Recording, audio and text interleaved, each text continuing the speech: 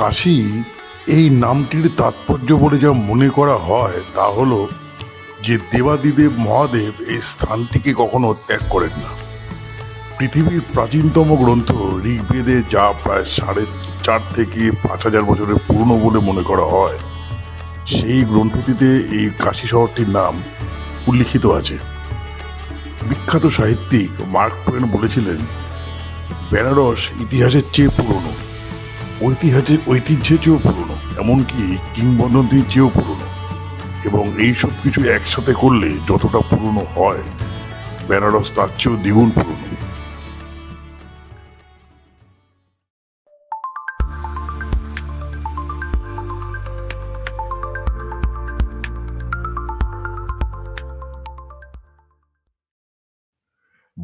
জানুয়ারি 2026, হাওড়া থেকে 22307 Howrah Bikaner superfast express রাত 11:30 সময় ছাড়ে। পরের দিন সকাল 9:43 নাগাদ দীনদয়াল উপাধ্যায় স্টেশনে ট্রেনটি পৌঁছায়। আমরা বেনারস থেকে কোনো কনফার্ম টিকিটের ট্রেন পাইনি। অন্যান্য কিছু ট্রেনের ভাড়া এবং সময়সূচি ডেসক্রিপশন বক্সে দিয়ে দেওয়া হলো। 11:30 ট্রেন, রাত্রি 11:30 যদি আমরা ট্রেনে খাবার খাই, আমাদের আর থাকতে দেবে না, ধাক্কা মেরে নামিয়ে দেবে। সেই হিসাবে আমরা মোটামুটি ডিনার করেই আমরা মোটামুটি ট্রেনে উঠছি। এটা বিকানির ট্রেনের চেয়ারা ভালোই আছে। এগুলো ফ্যামিলির সত্যজিৎদা, আমার মেয়ে, আমার মিসেস, সত্যজিৎদার মিসেস সঙ্গীতা। যাচ্ছি বেনারস। এটা হাই বলে দাও সবাই মিলে। Train running.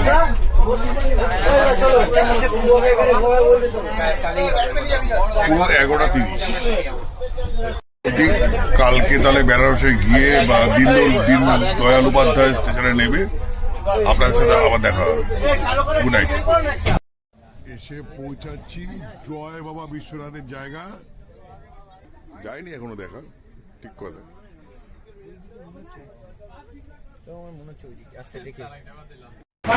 9:43 ট্রেনের এখানে থামার কথা ছিল, এলো 9:57।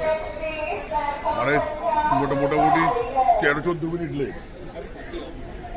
আমরা এখান থেকে গুলি ভাইয়ের সহযোগিতায় জিনিসগুলো নিচ্ছি। আমাদের তো ভেবেছিলাম আমরা 1টার সময় এসে পৌঁছাবো কুয়াশার জন্য, কিন্তু সেটা হয়নি। আমরা অনেক লাকি। 8 নম্বর প্ল্যাটফর্ম থেকে আমরা যাব 1 থেকে গেটে বেরিয়ে ওখান থেকে আমাদের যাত্রা। এখানে এই ট্রেনটা মোটে 7 থেকে 8 মিনিট দাঁড়া হল্ট করে, কারণ এটা খুব নামি স্টেশন তো, ওর জন্য। আমরা কুলি ভাইয়ের সাথে গিয়ে আমাদের কথাবার্তা চললো। উনি 300 টাকা বলেছে, আমরা 200 টাকাতে রাজি করি।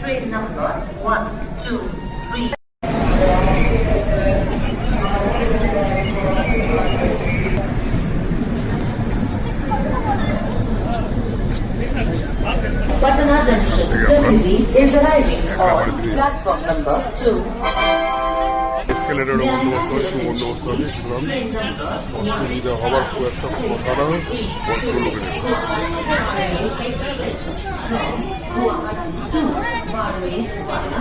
মোটামুটি অনেকটাই লাগছে। 7-8 মিনিটের উপরে তো হবেই। পেয়ে যাচ্ছি, এখন বাজে 10:07, মানে পাক্কা 10 মিনিট সময় লাগলো যেখানে আমাদের নামিয়ে দিয়েছে সেখান থেকে বাইরে বেরাতে। এবং এখান থেকে আমরা গাড়ি করে যাবো কদলিয়াপুর। এটাই হলো গাড়ির স্ট্যান্ড, এখান থেকেই গাড়ি ফাড়ি সব পাওয়া যায়। গাড়ি স্ট্যান্ড থেকে আমরা 5 জন আর্টিগা গাড়ি নিয়ে হোটেলের দিকে চললাম। ভাড়া পড়লো 950 টাকা। ওনারা প্রায় 1,500 টাকার মতন চেয়েছিলেন।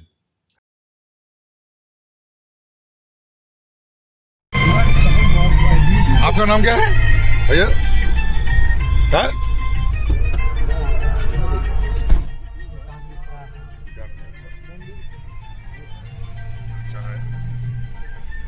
इस जगह का क्या नाम है? জ্যাম কিন্তু ওয়েস্ট বেঙ্গল থেকে কিছুটা কম না, একই আছে। এবং ড্রাইভার ভাই বলছে জ্যাম অল টাইম লেগেই থাকে, সাংঘাতিক অবস্থা।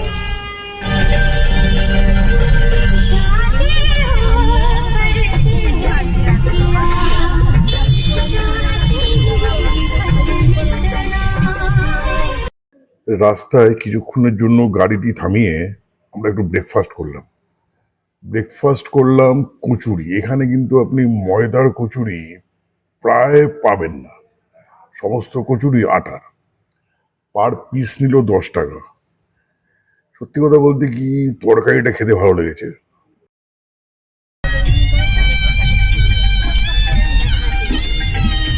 অত্যাধিক ভিড়ের কারণে গধুলিয়া মোড় থেকে কিছুটা আগে আমাদের গাড়ি ছেড়ে দিতে হলো।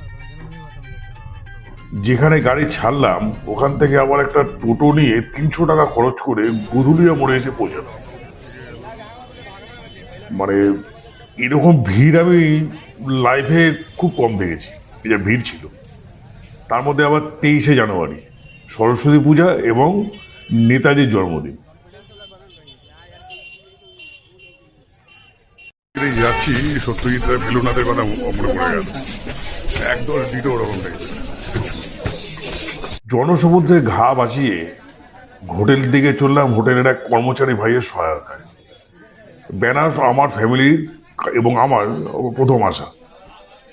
গলিগুলোকে দেখলে কিন্তু বাঙালিরা একবার রেবাবুকে মনে করবেনই করবেন। হোটেল আমাদের আগেই বুক করা ছিল। হোটেলের নাম ছিল বেঙ্কটেশ্বর লজ। হোটেলের ঠিক বাদিকে একটি অত্যন্ত সরু গলি আছে, আপনারা যেটা দেখতে পাচ্ছেন। এইটা দিয়ে দশাশ্বমেধ ঘাটের দূরত্ব পড়ে মাত্র 2 মিনিট।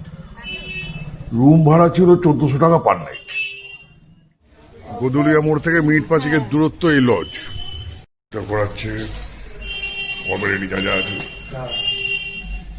আপনার নাম क्या है सर? चेक 11 है, 11 AM to 12 এটা লজিংয়ের জন্য ঠিক আছে, বিশেষ কিছু সুযোগ সুবিধা নেই।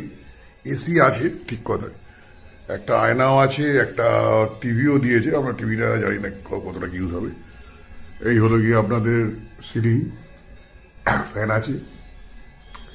এছাড়া কোনো টয়লেট সোপ বা সার্ভিস, মানে কোনো ফোন বা আপনার যদি দরকার পড়ে কোনো জলের টলের বন্দোবস্ত করলে আপনাকে বলে দিতে হবে, 1 নাম্বার 1। আর ফুডিংয়ের এখানে কোনো বন্দোবস্ত নেই, আপনাকে বাইরে থেকে কিনে আপনাকে ফুডিং করতে হবে। আর এই হলো বাথরুম। এটা আমাদের নিজেদের সাবান, আমাদের ওরা কিছুই দেন। এখানে একটা আয়নাও আছে। এই হলো ব্যাপার। গিজারে অবশ্য গরম জলের বন্দোবস্ত আছে, এদিকটা গরম জল আছে, শাওয়ার আছে, মোটামুটি ঠিকঠাক। এই কিছু সামান্য কিছু অসুবিধা থাকার পরে মোটামুটি ঠিকঠাক, এমনি ঠিক আছে।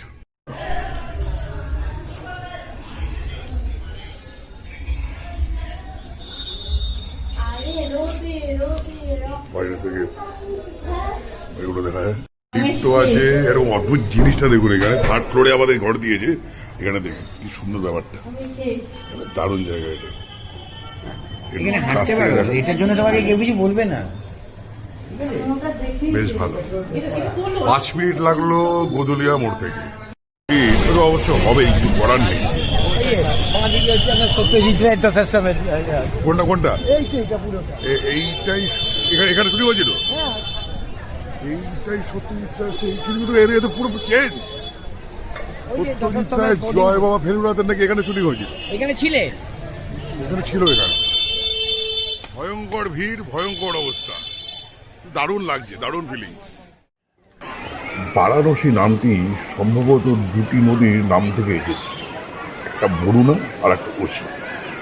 কারণ কেউ কেউ বলেন যে প্রাচীনকালে এই বরুণা নদীর নামই ছিল বারাণসী। এই বারাণসী ভারতের আধ্যাত্মিক রাজধানী হিসেবে চিহ্নিত হয়। তুলসীদাসের রামচরিত মানস সহ একাধিক বিখ্যাত গ্রন্থ এই শহরে লিখিত হয়েছিল।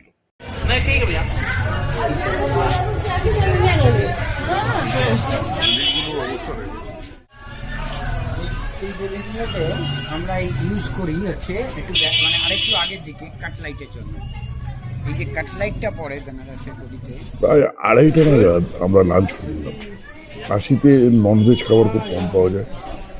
যে হোটেলটিতে খেলাম তার দাম, কোয়ালিটি ভালো ছিল কিন্তু দামটা বেশি ছিল। এক বাটি ডালের দাম নিল প্রায় 160 টাকা। বিমানও সেরকম আহামরি কিছু না।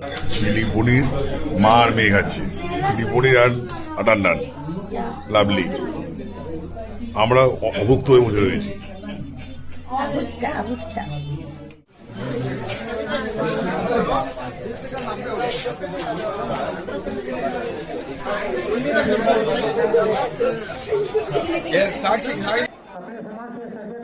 কিছুক্ষণ হোটেলে বিশ্রাম নিয়ে বেরিয়ে পড়লাম দশাশ্বমেধ ঘাটের উদ্দেশ্যে। হোটেল থেকে যা ছিল 2 মিনিটের পথ। ঘাটটির সাথে দুটি হিন্দু কিংবদন্তি যুক্ত আছে।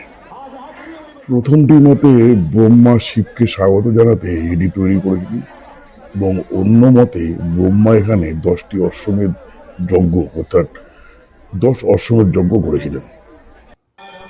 বেনারসের যে কোনো ঘাটেই কিছু না কিছু কিংবদন্তি যুক্ত আছে। এই বেনারসের ঘাটে যদি আপনি সন্ধ্যা আরতি দেখতে যান ঠিকভাবে, মানে ফেস টু ফেস, তাহলে মোটামুটি আপনাকে 3:30 থেকে 4টের মধ্যে ঘাটে গিয়ে ওয়েট করতে হবে। মোটামুটি 6:30 নাগাদ শুরু হয় এই আরতি। আর যদি না পারেন তাহলে আপনি লঞ্চে বা নৌকাতে আপনি দেখতে পারেন, সেক্ষেত্রে 100 টাকা করে পার হেড নেয়। এছাড়া ওখানে কিছু বাড়ি আছে এবং কিছু জায়গা আছে যেখান থেকে আপনি দেখতে পারবেন, তার বিনিময়ে ওরা 200 বা 300 টাকা করে নেয়। তো আমার মতে যদি সুযোগ না পান বা 3:30-4টে টাকা না যেতে পারেন, তাহলে নৌকা বা লঞ্চটাই বেস্ট অপশন। এই ঘাটে আরতি দেখতে গিয়ে আর এক মুশকিল, আমার মেয়ে আমার থেকে মোবাইলটা নিয়ে নিয়েছে, কারণ ও ভিডিও, ওরও নিজস্ব মোবাইল আছে, তাতে হবে না। এবারে আমার হয়েছে দেখতে দেখতে আমি গেছি আলাদা হয়ে গেছি অন্যদের থেকে। কি করবো বুঝতে পারছিলাম না। দাঁড়িয়ে আছি, তারপরে 1 ঘন্টা ওয়েট করার পর ওরা এলো, ওদের সাথে মিট করে। এর মাঝখানে কি হয়েছে, এটা ঘাটের আশপাশে একটা মন্দির ছিল শুধু। ওখান থেকে একজন মানে পুরোহিত মশাই, উনি রবীন্দ্রসঙ্গীত মানে এত সুন্দরভাবে উনি গাইছিলেন, ওই আগুনের পরশমণি গানটা অত্যন্ত সুন্দর লাগছিল।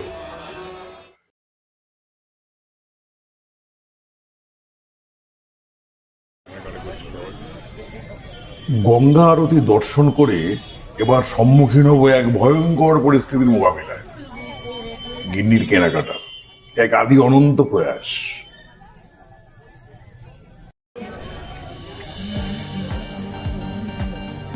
যাই হোক, এবারে এই কিছু কেনাকাটা করে এখানকার ডাল বড়া খেলাম, খুব সুন্দর লাগলো খেতে। তারপরে সিঙ্গাড়া, চাট ইত্যাদি টিফিন করে ডিনারের খাবার নিয়ে হোটেলে ফিরছি প্রায় 10:45 নাগাদ। কালকে আবার ঘুরতে বেরোবো সকাল 8টা নাগাদ।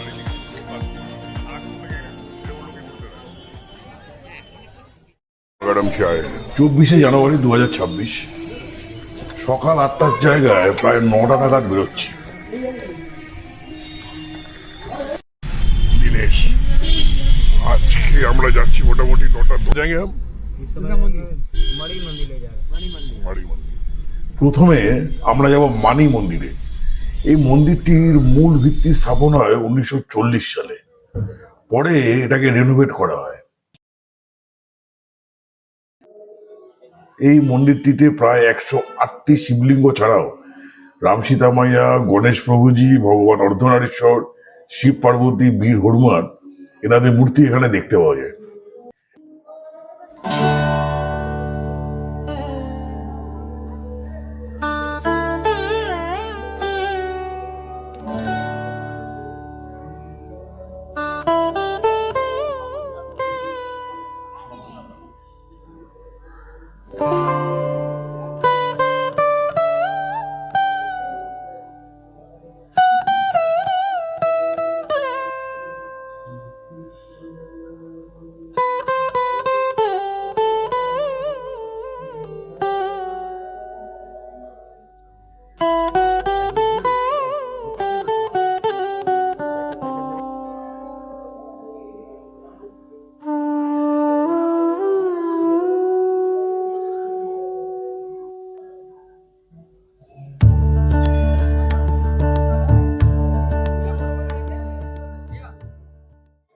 শিবলিঙ্গে জল ঢেলে বাইরে বেরিয়ে দেখতে পাচ্ছি বেশ ভালো একটা গোয়াল ঘর।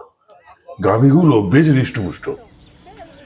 কিছু পয়সার বিনিময়ে এই গাভীগুলোকে কিন্তু খাওয়ানো হয়।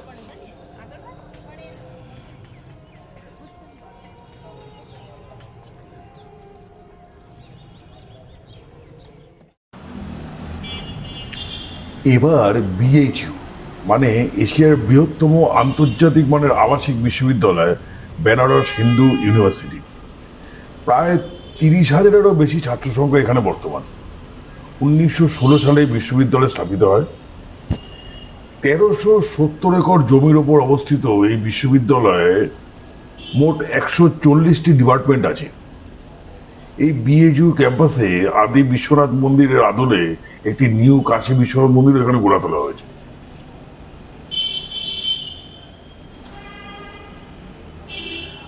মোটামুটি আমরা যা বুঝতে পারলাম যে গাড়ি নিয়েও যদি আমরা পুরো বিএইচইউটাকে মানে কভার করতে যাই তাহলেও একদিনের কাছাকাছি লেগে যাবে, 1-1.5 দিন।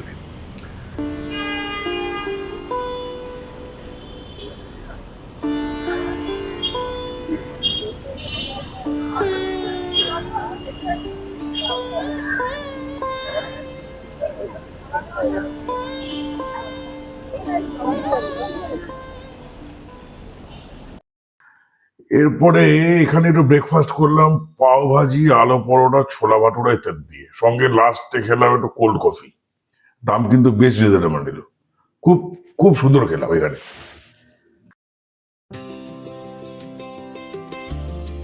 খেলাম, খাবারের দাম ভালোই।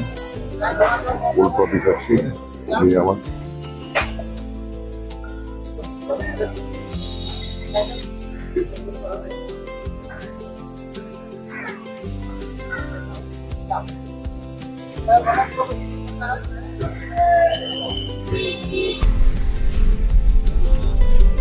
এত বড় এরিয়া, এই এরিয়াতে যদি পার বিল্ডিং কভার করতে যাই 3-4 দিন লেগে যাবে। বিএইচইউ থেকে এবার রামনগর ফোর্ট।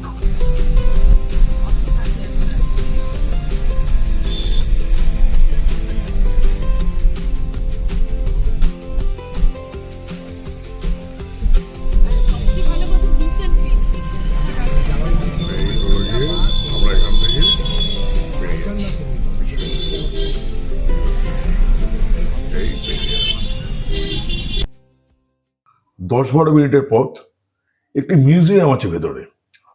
লাল বেলে পাথরের দুর্গ যা অষ্টাদশ শতাব্দীতে মহারাজা বলবন্ত সিং এখানে তৈরি করেন। মিউজিয়ামের ভেতরে কেউ যেতে চাইলো না বলে এখানে আর যাওয়া হলো না। অ্যাকচুয়ালি সারনাথে আমাদের বেশি সময় দেওয়ার ইচ্ছা ছিল, তার জন্য অন্যান্য জায়গায় আমরা সময় নষ্ট করতে হয়েছিলাম না একদম। যাই হোক, দেখলাম ফোর্টে একটি সিরিয়াল বা মুভির শুটিং হচ্ছিল, তাও আবার অ্যাকশন সিকোয়েন্স। যাই হোক, ওখান থেকে বেরিয়ে পড়লাম, একটু আগে ভাগেই বেরিয়ে পড়লাম। পথে চা খাওয়া হলো, অনেকবার খাওয়া হচ্ছে চা।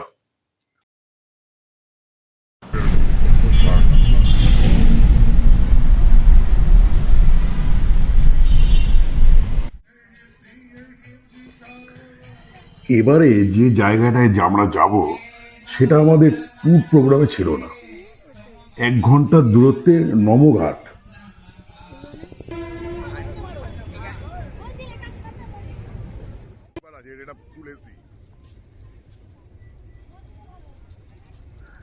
প্রায় 21,000 স্কোয়ার মিটারের এই ঘাটটি 2018 সালে মাননীয় প্রধানমন্ত্রী উদ্বোধন করেন। বেশ পরিষ্কার পরিচ্ছন্ন এই ঘাটটিতে বাচ্চাদের রাইডিং, ঘোরবার জায়গা, ফটো তোলবার জায়গা, ফুড স্টল, পার্কিং লট ইত্যাদি অনেক কিছু আছে।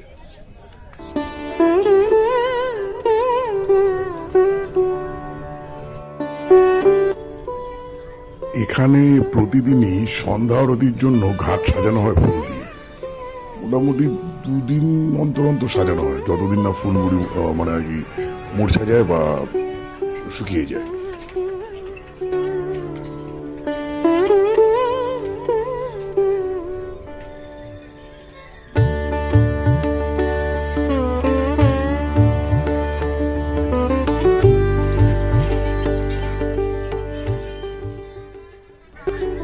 অনেকটা ঘুরে বেড়িয়ে দেখলাম সামনে নদী, বেশ উপরে ট্রেনের লাইন জ্যাক, বেশ সুন্দর লাগলো দেখতে।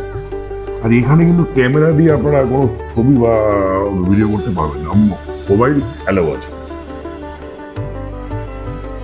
8 ঘন্টার মধ্যে এখানে আমরা ছিলাম।